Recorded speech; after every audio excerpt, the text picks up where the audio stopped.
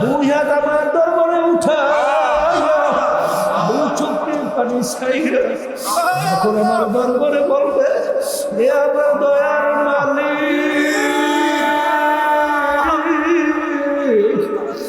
গুনার বোঝা মাথায় নিয়ে পাহাড় পরিমাণ গুনাহ নিয়ে তোমার দরবারে নাফরমান হাজির।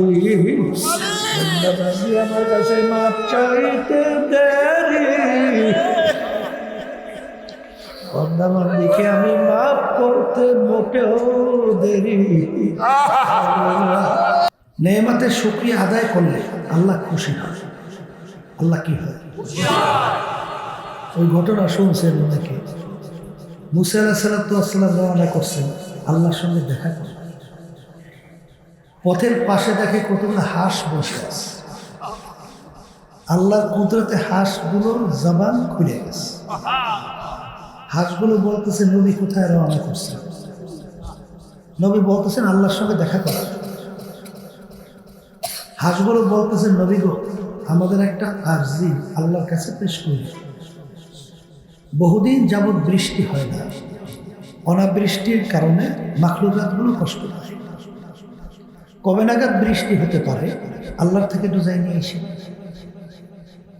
নবী বললেন, রব্বুল আলামিন আপনার মাখলুক হাঁসগুলো জানতে চাইছে কবে নাগাদ বৃষ্টি হইতে পারে।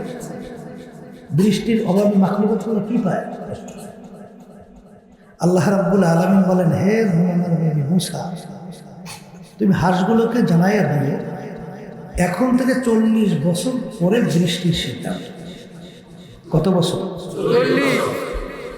নবী আসছে, হাঁসগুলো জিজ্ঞেস করে, নবী আমাদের আরজি আল্লাহর কাছে পেশ করছিলেন? করছি তো। আল্লাহ বলছে কি?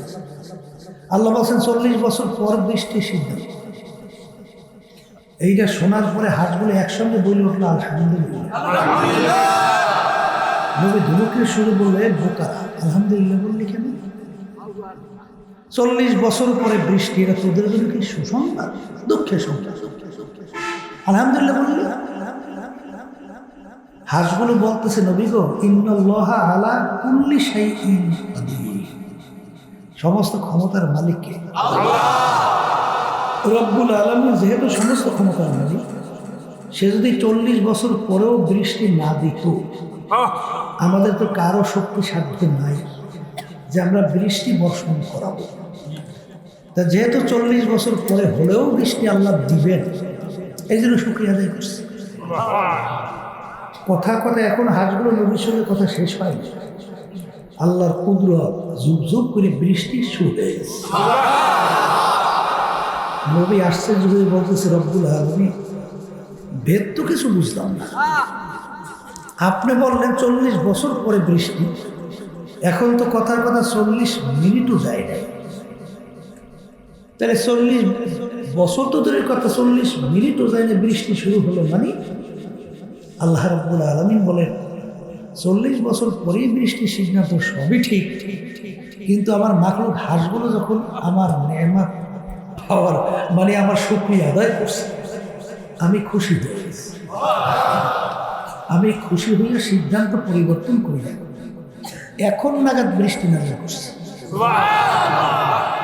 নেয়ামতের শুকরিয়া আদায় করলে কে খুশি হয়? হ্যাঁ, তাহলে আমরা যে মাহফিলে আসতে পারছি, কথা বলি না, আমরা যারা মাহফিলে আসছি, অনেক লোকের কানে মাহফিলে দাওয়াত পৌঁছার পরেও, অনেকের সুযোগ থাকা সত্ত্বেও কি তারা কি মাহফিলে আসতে পারছে? অনেকে দেখবেন রাস্তাঘাটে, দোকানপাটে, বাড়ি ঘরে, বিভিন্ন দুনিয়ার কার্যক্রমের ভিতরে লিপ্ত আছে না নাই? অনেকে গান বাজনা, বেহায়াপনা, অশ্লীলতার ভিতরে লিপ্ত আছে না নাই? এই অনেকের সুযোগ ছিল, ইচ্ছে করলে আসতে পারতো, আসে নাই। আবার তালাশ করলে দেখবেন আবার অনেক ভাইরা পাগলের মতো সুইটা এই মাহফিলে চলে আসছে। আর একটা নিয়ম আছে, মান জাদ্দা ওয়াজারা, যে যেই জিনিস পাওয়ার জন্য চেষ্টা করে ওই জিনিসে পাই যাওয়া যায়। আমার আব্বাজান দাদাজান চরমনের জমিনে ঘুরে আছে। আমার আব্বাজান বলতেন, দিনই মাহফিলে প্রথম থেকে শেষ পর্যন্ত থাইকে বাড়ি বিদায় হয়ে চলে গেলে আমল নামার মধ্যে কমপক্ষে হলো 50 লক্ষ নেকি এরকম জমা হতেই পারে। নিয়ত যাদের সহি, আল্লাহকে রাজি খুশির উদ্দেশ্যে যারা আসছে, কি আমল নামে লক্ষ লক্ষ নাকি আল্লাহ দান করবে না? কি করবে না? অনেকের নেকিতে কোনো গুরুত্ব নেই। আমার আব্বাজান একটা কথা বলতেন, তাহলে এই যে এত কষ্ট করিয়া ঠান্ডার মধ্যে সমস্ত কাজকর্ম করাইয়া এখানে আসছেন, আল্লাহ কবুল করে লক্ষ লক্ষ নাকি আমল নামে জমা হবে। যদি এই নেকি নিয়ে পাশের বাজারে বা পাশের কোনো দোকানে যাইয়ে বলেন যে ভাই মাহফিলে গেছিলাম ঠান্ডার মধ্যে কষ্ট স্বীকার করি, লক্ষ লক্ষ নাকি কামাই করছি, এর বিনিময়ে আমার 1 কেজি চাউল দেয়, কি দোকানদার 1 কেজি চাউল দেবে? হ্যাঁ, আচ্ছা 1 কেজি চাউল দেয়, তাহলে বেশ ভালো কথা, চাউল 1 কেজি পেলাম না। তাহলে জুতার দোকানে যাই যদি বলেন জুতোওয়ালা ভাই নেকি কামাই করছে, একজনের জুতো দেন, লক্ষ লক্ষ নেকি বিনিময় দিবে? হ্যাঁ, তাহলে এক শ্রেণীর বস্তুবাদী, ওরা বললে নগদ যা পাও হাত পেতে দাও, বাকির খাতায় শুনে থাক, লাভ কি শুনে দূরের বাধ্য, মাঝখানে যে বোঝায় লাভ। এই নাস্তিকের দলেরা বলতে চায় দুনিয়াটা হইল আনন্দ ফুর্তি নগদ চিত্ত বিনোদনের জায়গা, এই নগদ নগদ উপভোগ করে নাও। আর ওলামায়ে কেরাম হক্কানি তোমাদেরকে যে শোনায়, এই নিয়ে আল্লাহর হুকুম নবী তরিকা অনুযায়ী যদি না চলো, তাহলে তোমার জন্য যে জাহান্নাম, যে আযাব আল্লাহ রাব্বুল আলামিন শাস্তির ব্যবস্থা করছে, ওই 1 সেকেন্ডের আযাব সহ্য করার শক্তি কোনো মানুষের নেই। এখন ওরা বলতেছে এর একটা দূরের বাধ্য, মাঝখানে বোঝায় ফাঁক, বলতেছে এগুলো কিছু হবে না।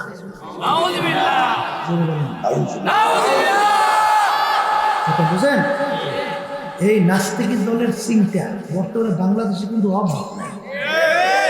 হাদিসের ভিতরে আসছে, আল্লাহ রাসূল সাল্লাল্লাহু আলাইহি ওয়াসাল্লাম বলেন, অনেক মুসল্লি, অনেক নামাজি নামাজ পড়ে ঈমান নাই। ঠিক কিনা? আপনাদের এলাকায় কি বলে তা জানি না, কেউ যদি চোরের সহযোগিতা করে আপনি তাকে ভালো মানুষ করেন না?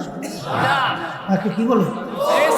হ্যাঁ, বর্তমানে বাংলাদেশের মধ্যে আমাদের শিক্ষা সিলেবাসের মধ্যে যে নাস্তিকতা এবং যেখানে দারুইনের থিওরি সহ যেটা ঢুকানো হলো, মানুষটাকে আল্লাহ সৃষ্টি করে নাই, মানুষ তাকে বানর থেকে সৃষ্টি করেছে। এই কাজটা যারা করে এদের এক শ্রেণী আবার নামাজও করে, হজও করে, আবার তাসবিহ নিয়ে টাইনে টাইনে জিকিরও করে, আবার তাদের সহযোগিতা করে।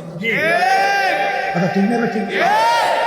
হ্যাঁ, আল্লাহর বান্দা, ভালো কাজে যদি সহযোগিতা করা হয় না, কেমন নামাজ হবে না? আসতে হবে না? আর খারাপ কাজে সহযোগিতা করলে তার গুনাহ আমল নামাজ হবে না? হ্যাঁ, শোনেন কেমনে জমা হইবে শুনে। আল্লাহ রাব্বুল আলামিন কুরআন কারীমের ভিতরে বলছেন, মুসলমান যারা বিশ্বাস করেন, ঈমান আনছেন, তাদের কাছে আমাদের কথা। আর যাদের ঈমান নাই, বিশ্বাস নাই, তাদের কাছে কথা বললে তো লাগে। যেরকম আছে আল্লাহ রাব্বুল আলামিন কুরআন কারীমের ভিতরে বলছেন, ইয়াওমা নাদউ কুল্লা উনাসিন বিইমামি। কিয়ামতের ময়দানে আল্লাহ রাব্বুল আলামিন প্রত্যেকটা মানুষকে তার দলের নেতা নেত্রীর সঙ্গে ডাকবে। ডাইকে রব্বুল আলামিন বলবেন, তোর দলের নেতা নেত্রী যেদিকে যায় ওদের পিছনে পিছনে সরাসরি দিকে যায়। এক কথায় আল্লাহ বলছেন, তোর নেতা নেত্রীর যেখানে জায়গা তোরও সেখানে জায়গা। এই কথাটা কি আমি বলছি? কোনো পীর মুফতি মুহাদ্দিস বলছে? এই কে বলছে? মানে বলেন হুজুর আপনি কুরআন কারীম অর্থে ভুল হয়েছে। যদি ভুল না হয় তাহলে এই আয়াতের উপরে ঈমান থাকা লাগবে না? আসতে কর কি ঈমান থাকা লাগবে? হাদিসের ভিতরে রাসূলুল্লাহ সাল্লাল্লাহু আলাইহি ওয়াসাল্লাম বলেন, মান তাশাব্বাহা বিকওমিন ফাহুয়া মিনহুম। দুনিয়ার মধ্যে তুমি যেই দলভুক্ত হয়ে চলবা, যেই দলের নীতি আদর্শ অনুযায়ী চলবা, যেই দলের নেতা নেত্রীকে নেতা নেত্রী হিসেবে মানবা, আল্লাহ রাসূল সাল্লাল্লাহু আলাইহি ওয়াসাল্লাম বলছেন, কিয়ামতের ময়দানে তুমি ওই দলভুক্ত হইয়া উঠবা এবং ওই দলের নেতা নেত্রীর সঙ্গে তোমার হাসর হবে। এক কথায় যার সঙ্গে যার মুহাব্বত তার সঙ্গে তার কিয়ামত। কথা ঠিক না? আমার বাজানদেরকে বলবো, পর্দালে মামুন, এই যে আমি তেলাওয়াত করছি, হাদিস শুনেছি, একই কোরআনুল কারীমের আয়াত হাদিস এবং হাদিসের হাদিসটা কথা হয়। আমার নামাজ পড়ি কোন কার হুকুম? পাইছেন কি? কোরআনুল কারীম হাদিসে পাইছেন? আসতে পারছে এই জন্য নামাজ পড়ি না? নামাজ পড়বো না। আচ্ছা, আমরা হজ করি কেন? কি কোরআনুল কারীম পাইছি না? এই জন্য হজ করি। কথা কই যে হ্যাঁ, আমরা যাকাত দিই কেন? আল্লাহর হুকুম না? আচ্ছা, এইভাবে যত আমল আমরা করি, আমল মানে কাজ, এগুলো কার হুকুম? আর এই যে শুনেইলাম, এইটা কার হুকুম? এই আল্লাহর বান্দারা পর্দারে মানবে, ভালো করে যাই নেবে কেউ। কোরআনুল কারীমের কিছু আয়াত মানবেন, কিছু আয়াত মানবেন না। এই বলেন না 6666 আয়াতের কথা শুনছেন না? আচ্ছা, 6665 যে আয়াত সব মানছেন, ইমান আনছে, একটা আয়াত মানেন না। আর একটু আসতে পারে বুঝেন নাই মনে ভালো করে কি বলছে? 6666 আয়াত শোনেন নাই? 6665 আয়াতের উপরে 100% ইমান আনছে, আমলও করছে, একটা এক মানেন নাই। কি আমলের কোনো দাম আছে? নামাজের কোনো দাম আছে? রোজার কোনো মূল্য আছে? একবারে নাই। ভালো করে মনে রাখেন, বিদায় হজের ভাষণ আল্লাহ রাসূল সাল্লাল্লাহু আলাইহি ওয়াসাল্লাম জাবালে রহমাতের গোড়ায় তার বাহনের উপরে দাঁড়াইয়া এই আয়াত শরীফ তেলাওয়াত করছিলেন। আল ইয়াউমা আকমালতু লাকুম দীনাকুম ওয়া আকমামতু আলাইকুম নি'মাতি ওয়া রাদিতু লাকুমুল ইসলামা দীনা। এ আমার সাহাবা, এরা ১৬ লক্ষ সাহাবায়ে কেরামদের উপস্থিত। আজকের যে এই দিন, আল্লাহ রাসূল সাল্লাল্লাহু আলাইহি ওয়াসাল্লাম বলতেছেন, দিন পরিপূর্ণ হয়ে গেল, আর কোনো বাড়তি কমতি দিন নাই। দিন কি? আবার দিন কি? বাড়তি কমতি আর কোনো দিন নাই। এখন আল্লাহ রাব্বুল আলামিন অন্য আয়াতে বলেন, ইয়া আইয়ুহাল্লাযীনা আমানু, হে ঈমানদারেরা।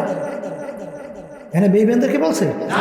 তাদেরই বলছে যারা ঈমান আনছো। ঈমান মানে কি? বিশ্বাস। বলেন এই বিশেষ আবার কয় জিনিসের নাম? বলেন 3 জিনিস। 3 জিনিসের সমন্বয়, তার নাম হলো ঈমান। এই 3 জিনিস কি?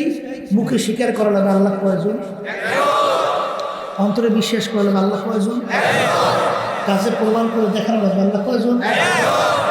মুখ, অন্তর, কাজ এক হয়েছে না? একে বলবে কি? মুখে বলছেন আল্লাহ এক, মনে মনে ভিতরে আরো অনেক অনেক শরীর। ঈমান আছে না? হ্যাঁ, এই মুখে বলছে আল্লাহ এক, অন্তরেও এক, কাজে দেখাইছে ক্ষমতার মালিক জনগণ, আইন দেওয়ার মালিক জনগণ, মারণ নেবাসুন্নের মালিক জনগণ। ঈমান আছে না? হ্যাঁ, খাইরিহি ওয়া শাররিহি মিনাল্লাহি তাআলা ওয়াল বা'সি বা'দাল মাউত। ভালো মন্দের মালিক কিনা? আল্লাহ। মারণ নেবাসুন্নের মালিক কিনা? আল্লাহ। রিজিক দেওয়ার মালিক কিনা? আল্লাহ। আইন দেওয়ার মালিক কিনা? আল্লাহ। ক্ষমতার মালিক কিনা? আল্লাহ। এইটার উপরে ঈমান আনছেন না? এই কথার উপরে ঈমান আছেন? কাজে দেখো ঈমান আছে। এক হাদিসের ভিতরে আসছে, কিয়ামতের ময়দানে 1000 লোকের মধ্যে 999 জন লোক জাহান্নামী, একটা লোক শুধু বেহেশতি। কয়জন? কত জনের মধ্যে? কথা সংক্ষেপ বোঝেন না মনে হয়? হ্যাঁ, হাজারের ভিতরে 999 জন লোক জাহান্নামী, একটা লোক বেহেশতি। অনেকে হয়তো মনে করতে পারেন হুজুর দুনিয়ার ভিতরে বিজাতির তো অভাব নাই, আমরা মুসলমান সংখ্যাই বা কয়জন, এতে ঘুরিয়ে ঘুরিয়ে আমরা ওই একজনের মধ্যে হাতে হিসেব নিয়ে সবাই যেতে পারি। কি কথা কয় না? হ্যাঁ, আল্লাহর বান্দারা তিরমিজি শরীফের হাদিস, মিশকাত শরীফের ভিতরে হাদিসে আসছে, আল্লাহ রাসূল সাল্লাল্লাহু আলাইহি ওয়াসাল্লাম বলেন, হে আমার সাহাবারা, আমার উম্মতদের ভিতরে 73টা দল হবে। এখানে কিন্তু আর বিজাতি অ্যাক্ট হয় না, বিজাতির সাথে সম্পৃক্ত হয় না। আল্লাহ রাসূল সাল্লাল্লাহু আলাইহি ওয়াসাল্লাম আমার উম্মতদের মধ্যে কত দল? আবার কর্ম খুললা এর ভিতরে আল্লাহ রাসূল সাল্লাল্লাহু আলাইহি ওয়াসাল্লাম বলেন 72 দল ধ্বংসপ্রাপ্ত হইয়া জাহান্নামে, একটা দল শুধু নাজাত হইয়া। কথাটা কি আমার? হাদিস কি ভুল? যে সহি হয় অনেকে মনে মনে কয় বুঝবো আমরা মুসলমানের সংখ্যাই বা কয়জন, ও ঘুরেই মামলায় টাইম রেখেছে, ও বেশ ভালোই লিখে। এরকম নিয়ত থাকা ভালো, খারাপ আশা থাকা তো ভালো কথা হয়। কিন্তু আল্লাহ রাব্বুল আলামিন কুরআনুল কারীমের ভিতরে আগেই বলছেন, কুল হুয়াল্লাহু আহাদ আল্লাহুস সামাদ। আমার মালিক বলতেছেন আমি বেনিয়াজ বেপরোয়া। তাম দুনিয়ার সমস্ত মানুষ কিয়ামত পর্যন্ত যদি আমার নাফরমানি করে, আমার বিরুদ্ধাচরণ করে, আমার হুকুমের বিরুদ্ধে চলে, এতে আমার কিছু আসা চায় না, আমার কিছু কি বলছেন? হে আল্লাহর বান্দারা, আমার মালিক 18,000 কম বেশি মাখলুকের সৃষ্টি করছেন, শোনেন নাই? এর ভিতরে একটা মাখলুকের নাম হলো কটা মাখলুক? আল্লাহ রাব্বুল আলামিন অন্যান্য যে মাখলুক তিনি সৃষ্টি করছেন তার প্রতি তার মায়া নাই? আছে মায়া নাই? সব মায়া খালি আমাদের জন্য, আমার জন্য। সমস্ত মাখলুকাতে তো মাওলার সৃষ্টি, কথা কয় না? তাহলে আল্লাহ রাব্বুল আলামিন অন্যান্য মাখলুকাত সৃষ্টি করছেন, তারা বুঝে আল্লাহ তাসবিহ তাহলিল আদায় করেন না? করে করে ফেরেশতাদের যখন আল্লাহ বলছিলেন যে আমি চাই ইন্নী জাইলুন ফিল আরদি খলিফা, দুনিয়ার ভিতরে আমার প্রতিনিধি বানাইতেছে, পাঠাইতেছে। ফেরেশতারা কি বলছিল? মালিক দরকার নাই, ওরা দুনিয়ার ভিতরে যাইয়া ফেরতে হাসাদ করবে, মারামারি কাটাকাটি করবে, ও দরকার নেই, আমরাই তো তোমার তাসবিহ তাহলিল আমরাই তো তোমার তাসবিহ তাহলিল আদায় করি। এই এক শ্রেণী ফেরেশতা সেজদা হয়ে গেছে, একজনের ফেরেশতা রুকুতে আছে, এরকম বিভিন্ন আল্লাহর ইবাদতের ভিতরে কি আছে? লিপ্ত আছে। তাহলে ওদেরকে বানাইয়া ফেরতে হাসাদ মালিক এর দরকার কি? আমরাই তো। তাহলে আল্লাহ অন্যান্য মাখলুকাতগুলা আল্লাহ তাসবিহ তাহলিল আদায় করে না? এই শোনেন পাখিগুলো আল্লাহ শুকরিয়া আদায় করে না? যারা বাগুয়াদ আল্লাহু নাগুয়াদ টান টানা টুন টুন না টু। তুমি আর আমি শুনি পাখিগুলা টুন টুন শব্দ করে, আসলে ওদের ভাষায় ওরা মালিকের জিকির করে।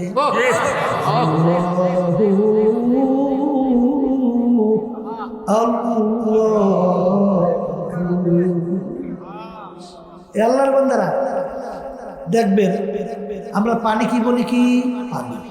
পানি কি বলি? হিন্দুরা পানি রেখে জল। শব্দ ভিন্ন শুনেছে না? ভিন্ন শুনেছে না? জিনিস কিন্তু একটাই পানি। আরবি ভাষাভাষী ওরা বলে কি? মাল। কি বলে? শুনতে ভিন্ন না? হ্যাঁ, জিনিস কিন্তু ইংরেজি ভাষায় বলে ওয়াটার। শুনতে ভিন্ন না? এক জিনিস শুনতে কিন্তু ভিন্ন শুনে, কিন্তু জিনিস কিন্তু একটা। আমরা শুনতেছি আমাদের বাড়িতে মোরগটা ডাক দেয় কুকুর তুকুর, কিন্তু ওদের ভাষায় ওরা বলে আল্লাহ আল্লাহ। কি মালিকের জিকির করে কি করে না?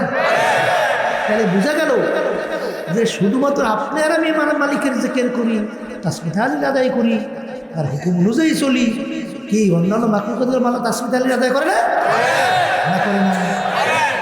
এই জন্য আমার বাজানদেরকে বলবো, শোনেন বাজান, এক শ্রেণীর মানুষ আল্লাহ মাফ করুন, কুরআনুল কারীমে আল্লাহ রাব্বুল আলামিন বলছেন যে আমি এক শ্রেণীর মানুষ, ওদেরকে আমি চক্ষু দান করছি দেখার জন্য।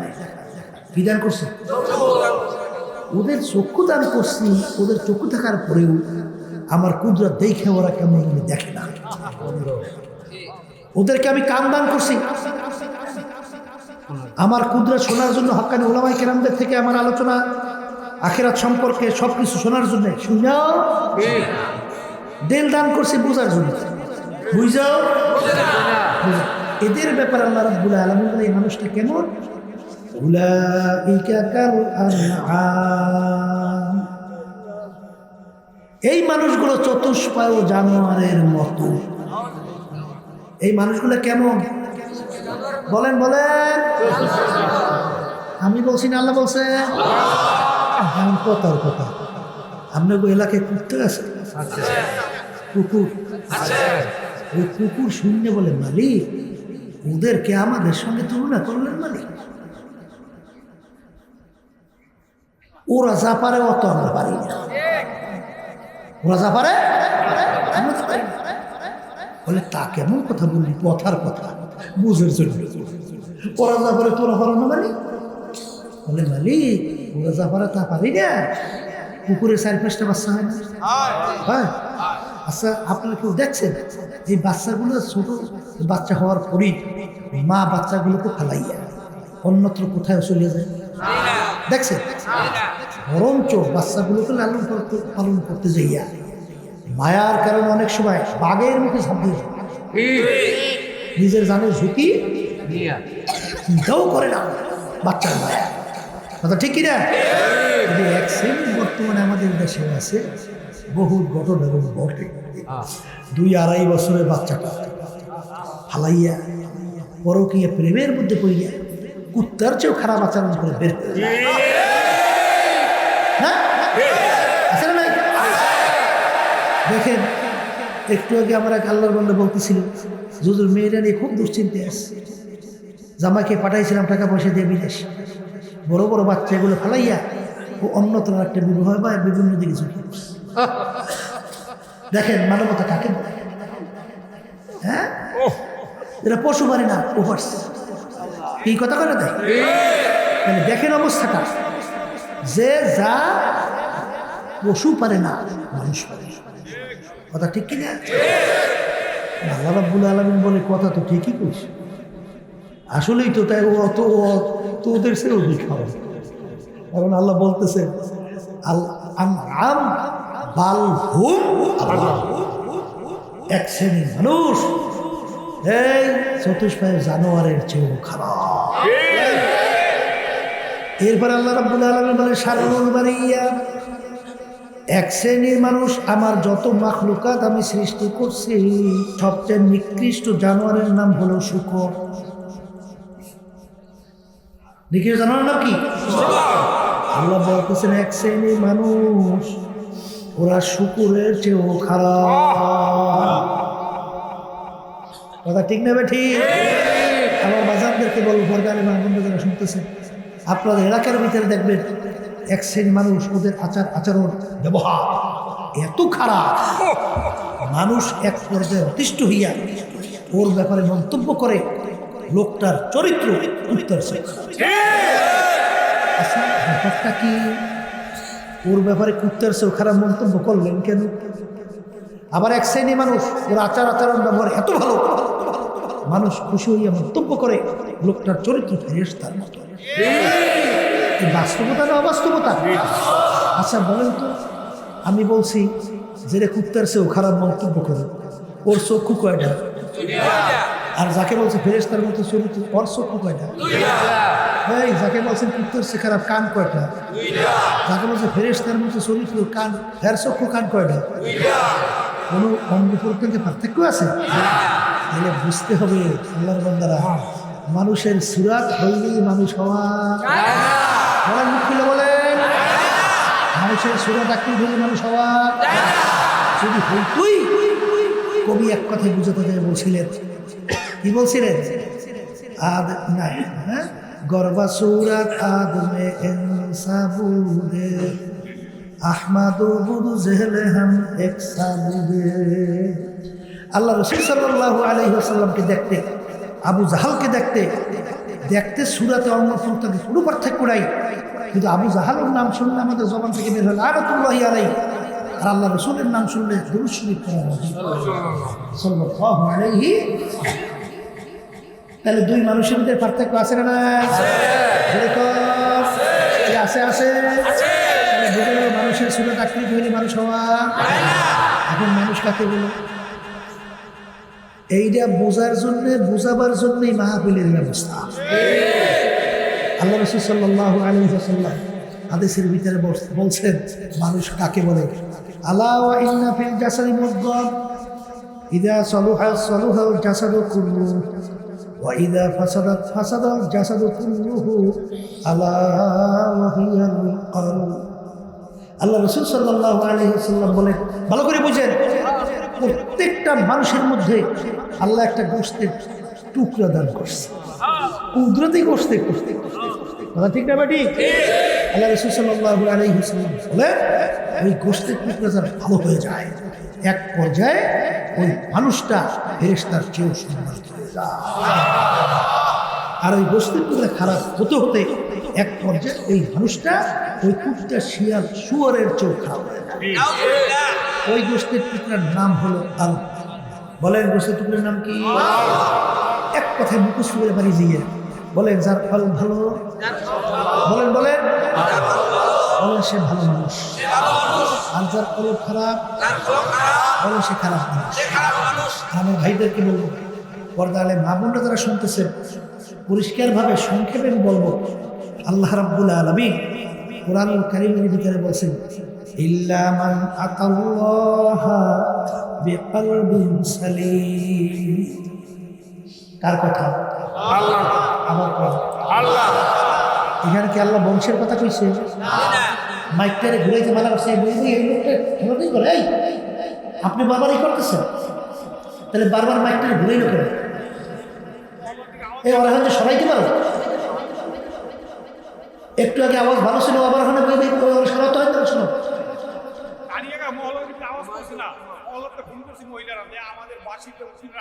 হ্যাঁ রে, আওয়াজ ওখানে মাইক দেওয়া লাগবে না, নাহলে আওয়াজ করছো কেন?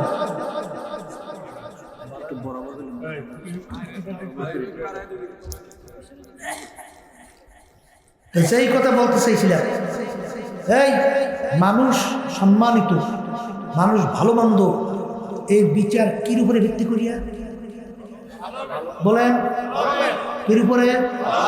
না বংশের উপরে? আসতে কম। এই বংশের উপরে অনেকে যদি বলছে, এই যদি বংশের উপরেই হইত, বেলাল হাবশী রাদিয়াল্লাহু তাআলার নাম শুনছেন? শুনছেন না? এই তার বাবা ছিল কি? গোলাম, তিনিও গোলাম। তাহলে গোলামের ছেলে গোলাম, এর সমাজে কোনো মূল্য আছে? আচ্ছা, বংশের দিক থেকে একেবারে নিচু হাফস বংশ। আমরা যারা হজে গেছে দেখছেন না কালো বংশের লোক? দেখছেন দক্ষপথ কম না? ভালো না? কথা হয় না। চেহারার দিক থেকে অত সুন্দর না। আচ্ছা, তাহলে চেহারাও সুন্দর। শিক্ষার দিক থেকে একেবারে বকাবা, কিছু জানতো না, পড়বে কেমনে, বাপেও গোলাম, সেও গোলাম, পড়ার সুযোগ নাই, বংশ নাই, চেহারা নাই, শিক্ষা, অর্থ নিচ্ছ, এক পয়সারও মালিক নাই, পাইবে কই? বাপেও গোলাম, তেও সেও পয়সা হবে কি? কোনো মূল্য আছে? কিন্তু আল্লাহ আল্লাহ রাসূলের দরবারে কি মূল্য? এই আল্লাহ রাসূল সাল্লাল্লাহু আলাইহি ওয়াসাল্লাম প্রথম বেহেশতে ঢুকবে না? কথা বল। যেই বাহনের উপর আল্লাহ রাসূল বসা থাকবে, সেই বাহনের রশি ধরা থাকবে কার?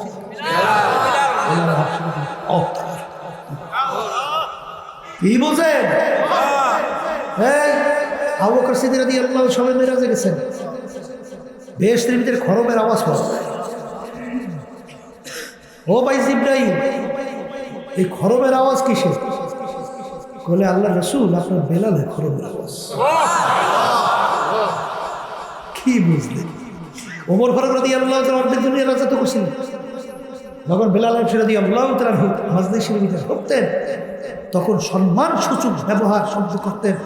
আমির, অর্ধেক দুনিয়ার রাজা, বাংলাদেশের মধ্যে প্রায় 200 দেশের রাজা, সাইয়েদানা বেলাল, আমাদের সর্দার বেলাল। আল্লাহ রাসূল সাল্লাল্লাহু আলাইহি ওয়াসাল্লাম তাকে কেমন মহব্বত করতেন? তাকে মহব্বত কইরা মসজিদে নববীর মুয়াজ্জিন নিযুক্ত করছিল। কথা কয় না? তাহলে নাই চেহারা ডক্ষ, নাই শিক্ষা, নাই বংশ, নাই ক্ষমতা, কিন্তু আল্লাহ আল্লাহ রসুলের দরবারে কি সম্মানের কোনো শেষ আছে? আছে, আছে।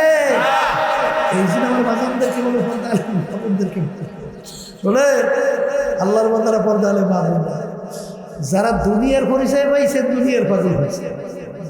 আর যারা আমার মালিকের পরিচয় পেয়েছে, তারা আমার মালিককে পাওয়ার জন্য পাগল হয়েছে। দুনিয়া কিন্তু শান্তির জায়গা না।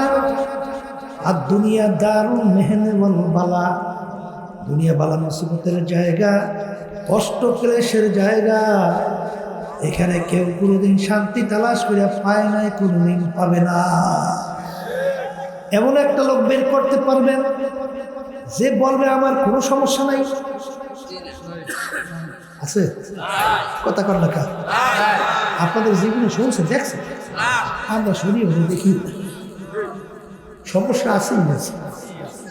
এই দুনিয়া তো সমস্যার জায়গা, সমস্যা তারা পাইবেন খুব। এই ছেলে কথা শুনে না, মেয়ে কথা শুনে না, কথা কয় না।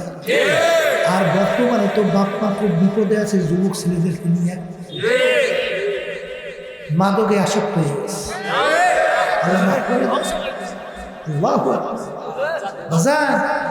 এখন তো বুঝবা না, মাদক এমন এক খারাপ জিনিস, তোমার জীবনকে ধ্বংস করে ফেলছে। তুমি তো দেখো খাওয়ার পরে খুব একটা মনে হয় নিজেই বাস।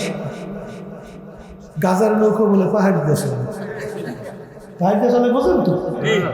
এই নৌকা পাহাড় দিয়ে চলতে শুনছে, নৌকা চলে পানির মধ্যে, ও পাহাড় দিয়ে চলে কেন?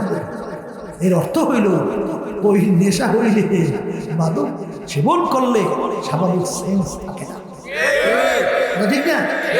আর যেগুলো মাদক সেবন করে একটা চেহারার দিকে শুধু আওয়াজ, আল্লাহ মাফ করে দেয়। আমাকে সব এলাকার সকল যুবক সবাইকে মাফ করে। আমাদের এলাকার ভিতরে আমি কিছুদিন আগে এই যে বাড়ি গেছিলাম নির্বাচন লক্ষ্য করি, শুনি কি মা দোকে গেছে বই। আমি বলি ইন্ডিয়া করে হুজুর, গার্জিয়ান আমার কয় হুজুর 7ম শ্রেণীতে পড়ে, আমাদের ক্লাস 7। হুজুর ওই বাচ্চারাও মাদকে আসক্ত, কিভাবে ধ্বংস করে দিচ্ছে।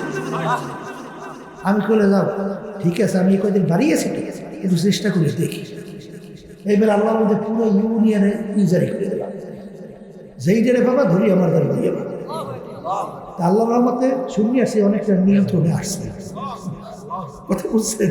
তা আপনারা এলাকার যারা মুরব্বী আছেন এবং এলাকার যারা বিভিন্ন ক্ষমতা সম্পন্ন আছেন, জাতি দেশ ভবিষ্যৎ কিন্তু ধ্বংসের পথে যাইতেছে। আমাদের সবাই সজাগ থাকা লাগবে। এবং আমার যুবকদেরকে বলবো, বাজার খবরদার। আল্লাহ রাসূল সাল্লাল্লাহু আলাইহি ওয়াসাল্লাম তোমাদের ব্যাপারে দোয়া করছেন যে যুবকরা আমার দ্বীনের ইসলামের সহযোগিতা করছে, আর তখন বুড়ারা বিরোধিতা করছে। হ্যাঁ যুবক, তোমাদের প্রতি আল্লাহ রাসূলের দোয়া আছে, সেই দোয়ার মধ্যে তোমরা পড়তে চাও না? তোমরা জানো 7 প্রকার লোক কিয়ামতের ময়দানে যেদিন অন্য কোনো ছায়া থাকবে না, সেদিন 7 প্রকার লোককে আল্লাহ ডাইকা ডাইকা তার স্পেশাল আরো সেদিন ছায়া দেবে। প্রকার যেদিন অন্য কোনো ছায়া থাকবে না, এর ভিতরে 1 প্রকার ওই যুবক, যেই যুবক তার জওয়ানিটা আল্লাহ রাস্তায় আল্লাহ রসুলের তরিকা অনুযায়ী চালাতে পারবে। হ্যাঁ যুবক ভাষা, তুমি কি চাও না যে কিয়ামতের ময়দানে যেদিন কোনো ছায়া থাকবে না সেদিন আল্লাহর আরশে ছায়া পাও? যুবকরা বলো বলো চাই। আল্লাহকে কবুল করো। হ্যাঁ যুবক, তোমরা যদি যুবক বয়সে আল্লাহ হুকুমের তরিকা অনুযায়ী চলতে পারো, তোমার মর্যাদা আল্লাহ রাব্বুল আলামিন এত বাড়াইয়া দেবে, তোমাদের সম্মান নিয়ে নবীদের মর্যাদায় পৌঁছে দেবে। তাদের মর্যাদায় তোমরা কি চাও না যে আমাদের মর্যাদা নবীদের মর্যাদায় পৌঁছুক? আল্লাহকে কবুল করে নেন। আল্লাহ রাসূল সাল্লাল্লাহু আলাইহি ওয়াসাল্লাম তোমাদের জন্য দোয়া করছেন। হ্যাঁ মুসলমান সন্তান, তোমরা ইসলামের পক্ষে থাকবা, আল্লাহ আল্লাহ রসুলের পক্ষে থাকবা, তোমরা মুসলমানদের পক্ষে থাকবা।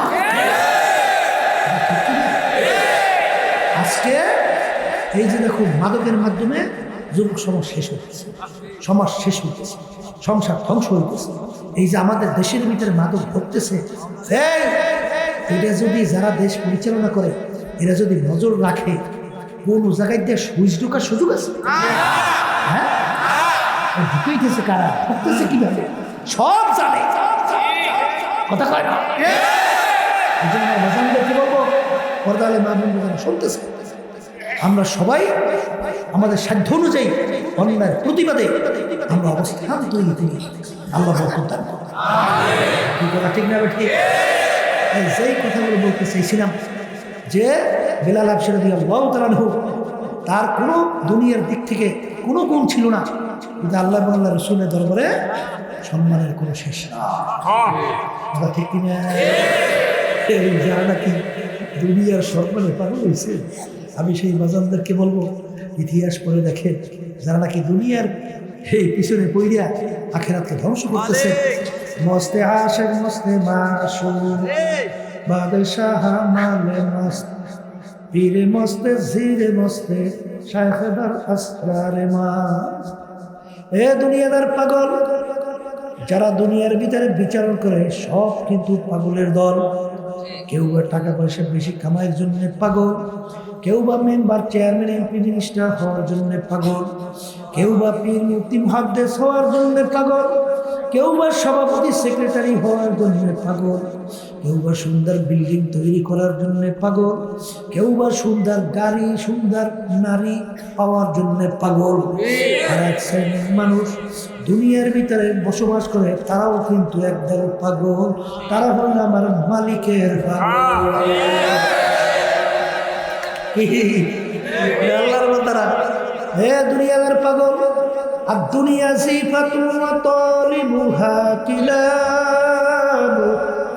আল্লাহ রাসূল সাল্লাল্লাহু আলাইহি ওয়াসাল্লাম বলেন, দুনিয়াটা হলো একটা মরক। দুনিয়া হলো একটা মরক। আবার মুখ খুলে বলেন মরক। মরক ছেড়েন, গরু মরিয়ে গেছে, এই নদীর ফালাই গেছে, কি করবে? কুকুর মরিয়ে গেছে, ফালাই গেছে, কি করবে? তাহলে দুনিয়াটা কাল কেমন জানি মরক। ওই নদীর ভিতরে পানির ভিতরে গরু মরক যখন ভাইসা যায়, ওর পিছনে কোনো মানুষের দল দৌড়ায়? কে দৌড়ায়? কে দৌড়ায়? কুকুর পিছনে পিছনে দৌড়ায়। কখন মরক নদীর কিনারে আসবে আর সেইরা ফাইরা খাবে? আল্লাহ রাসূল সাল্লাল্লাহু আলাইহি ওয়াসাল্লাম বলেন, দুনিয়াটা হলো একটা মরগের মতো, এর পিছনে যারা পড়বে আখিরাতকে ধ্বংস করবে, এরা হলো দুনিয়ার কুকুর। এ দুনিয়াদার পাগল আমার বাবারা, অন্য হাদিসের ভিতরে আল্লাহ রাব্বুল আলামিন বলছে, আল্লাহ রাসূল বলেন, দুনিয়া এবং দুনিয়ার ভিতরে যত সম্পদ কাব্বাবু দতেন, আমার কাছে একটা মাছের পাখনা পরিমাণও মূল্য নাই। মাছের পাখনা, মশার পাখনা। আচ্ছা বলেন তো, মাছের পাখনা 1000, আপনি সেইরিয়া বাজারে নিয়ে যাইবেন 1000 মাছের পাখনা, কয় টাকা বিক্রি হবে? আসতে কম। আল্লাহ রাব্বুল আলামিন দুনিয়া এবং দুনিয়ার সম্পদকে মাছের পাখনা মশার পাখনার সঙ্গে কেন তুলনা করলেন? এই মাছি মশাও তো আল্লাহর একটা মাখলুক। আল্লাহ সৃষ্টি করছে না? তাই যদিও নাকি ওটা একটা সত্য, খুব গুরুত্বপূর্ণ না, কিন্তু মালিকের কাছে তো একটা গুরুত্ব আছে। জোরে বলে, তাইলে দুনিয়া এবং দুনিয়ার ভিতরে যত সম্পদ আমার মালিকের কাছে কোনো কি নাই, মূল্য না। কথা ঠিক কিনা?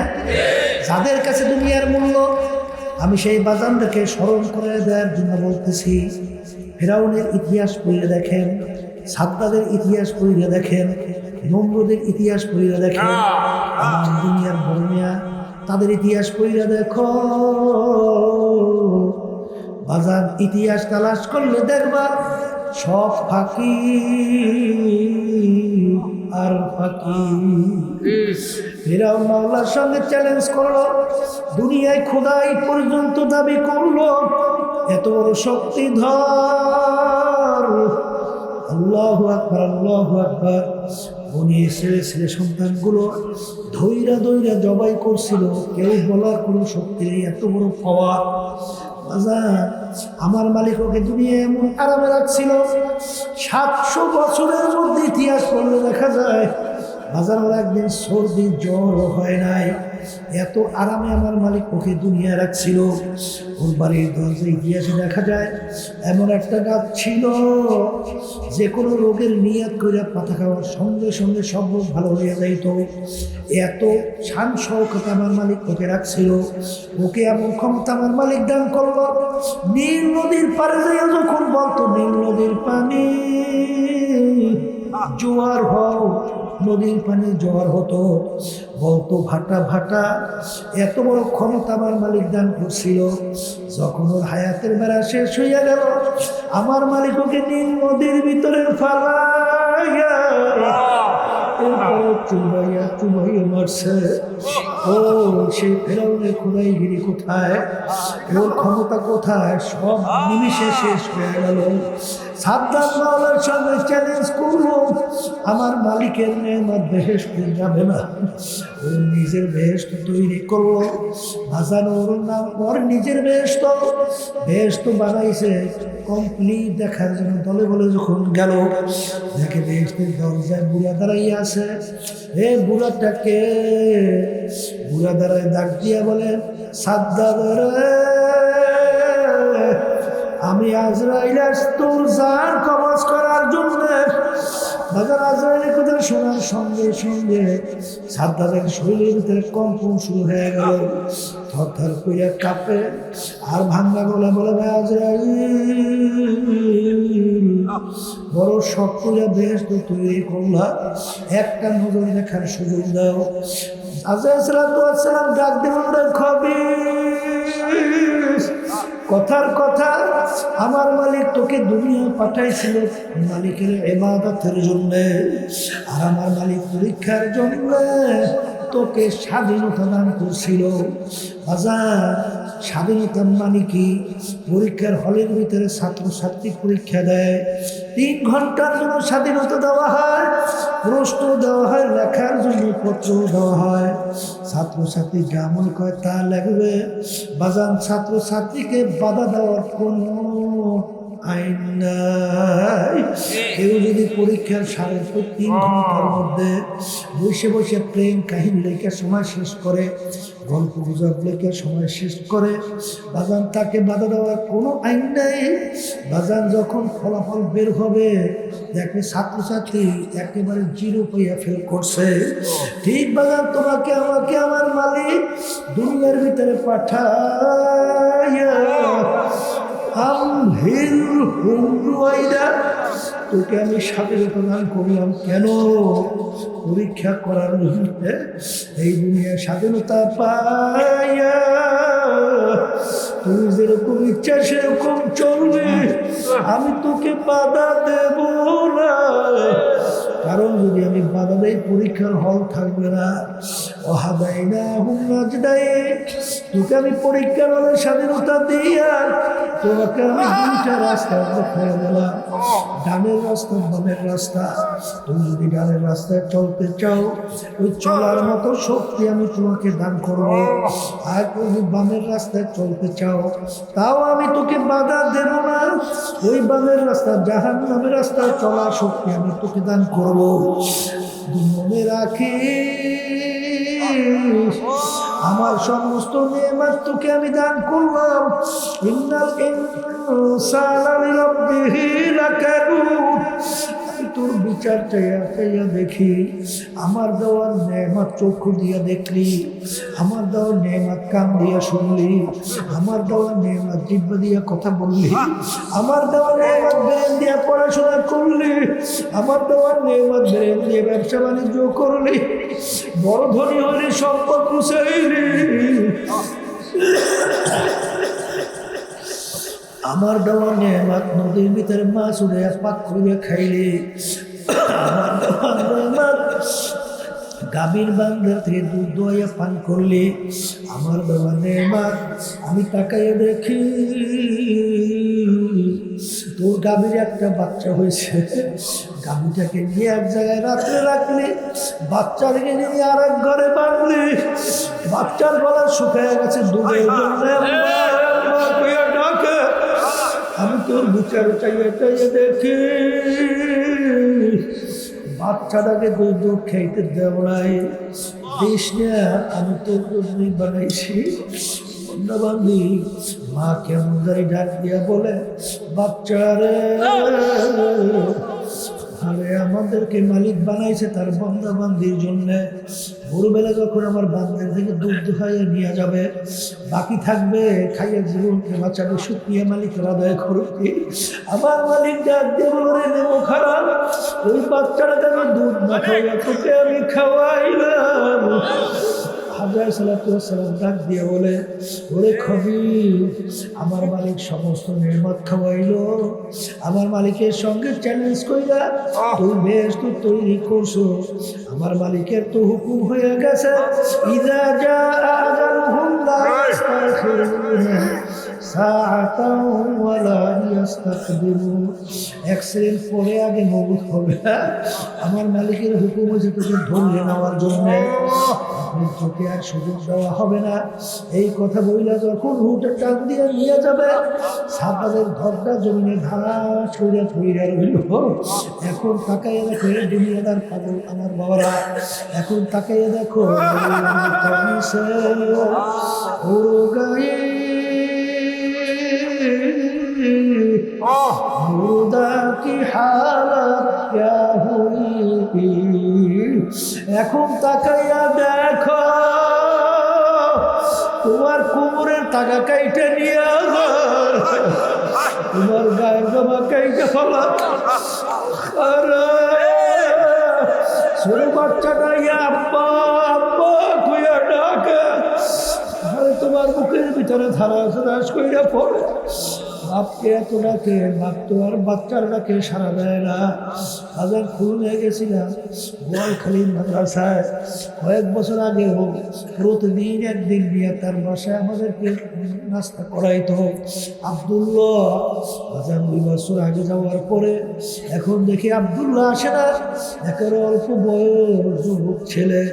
আমি জিজ্ঞাসা করলাম, আবদুল্লাহ কোথায়? বলে হুজুর তো আর দুনিয়াতে না।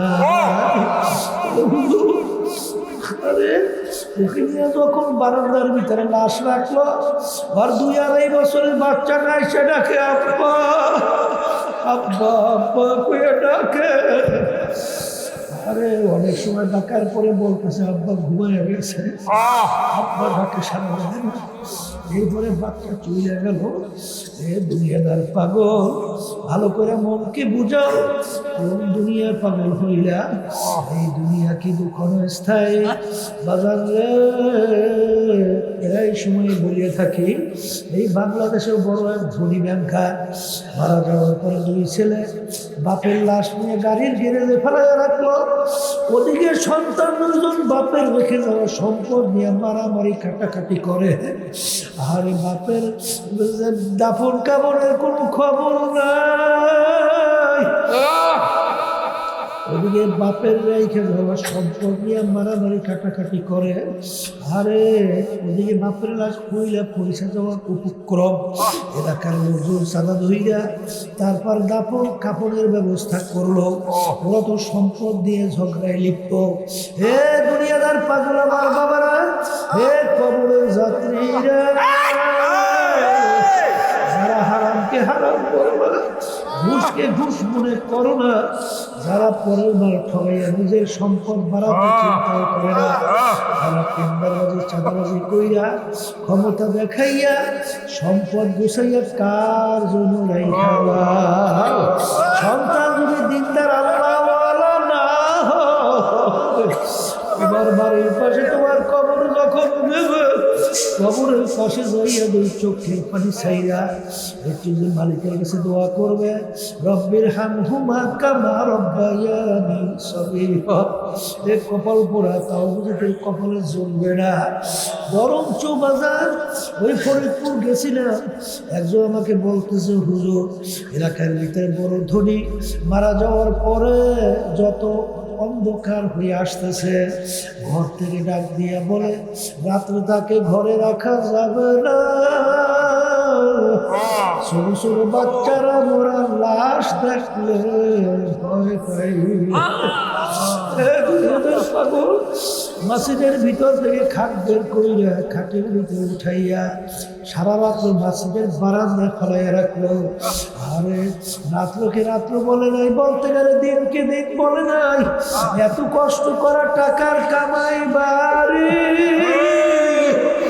তার বাড়িতে তাকে জায়গা দেখাদেরকে বলবো, প্রধানের বাবুদেরকে বলবো, আজান মুসলমান বলতে কিন্তু মন চায় গুনার থেকে ফিরবে, নেকের কাজ করবে, আমার মালিকের হুকুম অনুযায়ী চলবে, নবীর তরিকা অনুযায়ী চলবে, চোখে পানি নিয়ে কলম গরম করে ইমানকে মজবুত করে কবরে যাবে। কিন্তু বাজার আল্লাহ রাব্বুল আলামিন বলেন শয়তান তোমাদের শত্রু, ইন্নাশ শাইতানা লাকুম আদুউন ফাত্তাখিযুহু আদুওয়া। শয়তান তোমাদের জাহির বাহির শত্রু। বাজার কোরআন কারীমের শেষ সূরার মধ্যে আল্লাহ রাব্বুল আলামিন বলেন, আল্লাহু ওয়াসওয়াসু ফি সুদুরিন নাস মিনাল জিন্নাতি ওয়ান নাস। এখানে দুই ধরনের শয়তানের কথা বলা হয়েছে, শত্রুর কথা। একটা হলো জিন শয়তান, আর একটা হলো মানুষ শয়তান। বাজার জিন শয়তান তোমার আমার শত্রু, কারণ আল্লাহ রাব্বুল আলামিনের কাছে জিন শয়তান কসম খাইয়া আসছে, মালিক যেই বনি আদমের উছিলে আমি চিরতরে জাহান্নামের হুকুম পেলাম, আমি তোমাদের ইজ্জতের জালালের কসম খাইয়া বলছি, ওই বনি আদমকে আমি জাহান্নামে নামিয়া ছাড়ব না। আমার মালিক বলে, ইবলিস তোর এত বড় সাহস, আমার বান্দা বান্দাকে জাহান্নামে নিবি, তুই ভালো করে জানিস ধোকার মধ্যে পালাইয়া আমার বান্দা বান্দাকে পাহাড় পরিমাণ গুনাহ করাবি, এমনকি শিরকের মতন গুনাহ করবি। যখন আমার বান্দা বান্দি খালেস তাওবা কইরা দুই হাত আমার দরবারে উঠাইয়া দুই চোখের পানি ছাইরা যখন আমার দরবারে বলবে, এ আমার দয়ার মালিক,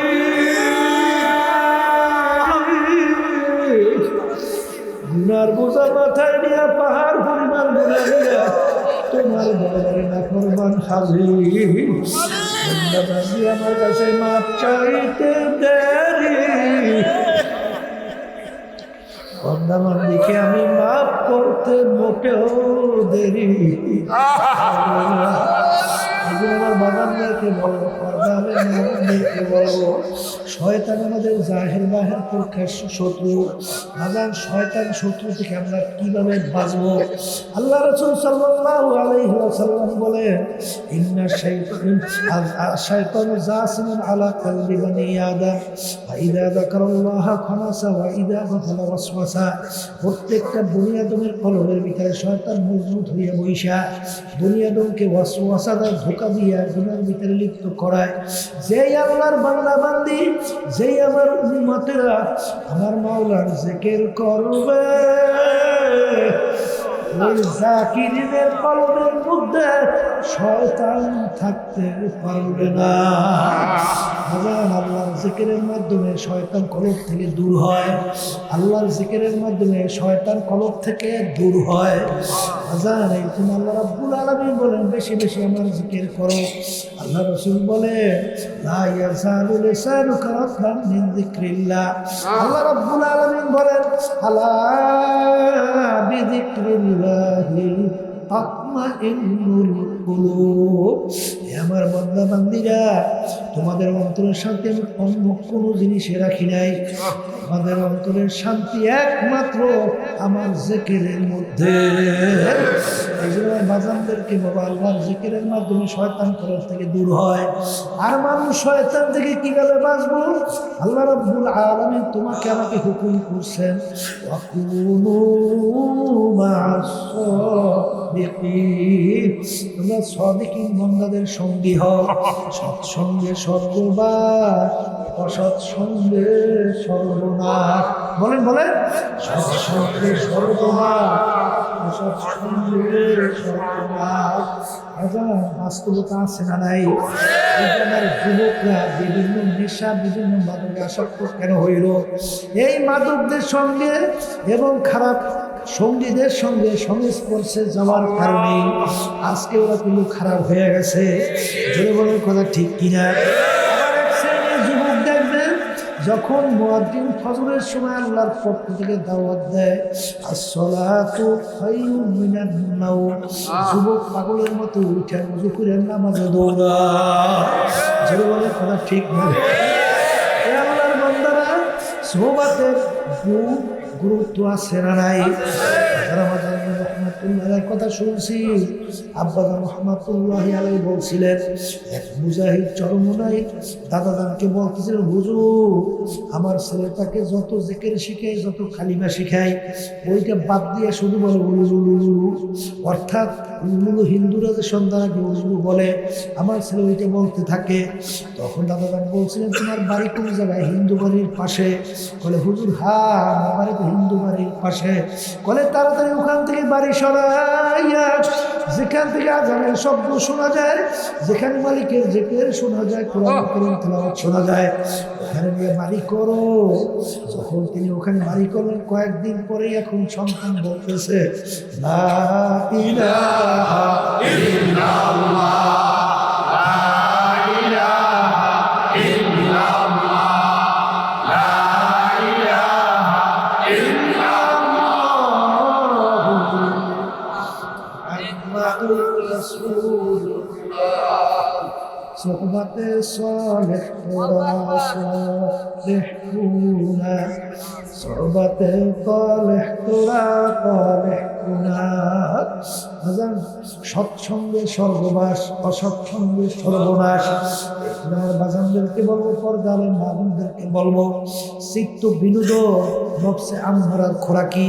বাজান খারাপ সঙ্গে সঙ্গে অনেক মজা পাওয়া যায়, কিন্তু বাজান যত মজা হোক না কেন ওই মজার কাছে যাওয়া যাবে না।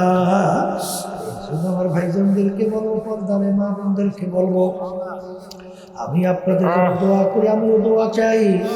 মালিক যেন নফস এবং শয়তানের বিরুদ্ধে জিহাদ কইরা আল্লাহর হুকুম ভাবে তরিকা অনুযায়ী চইলা আমাদেরকে কবরে যাওয়ার তৌফিক দান করেন।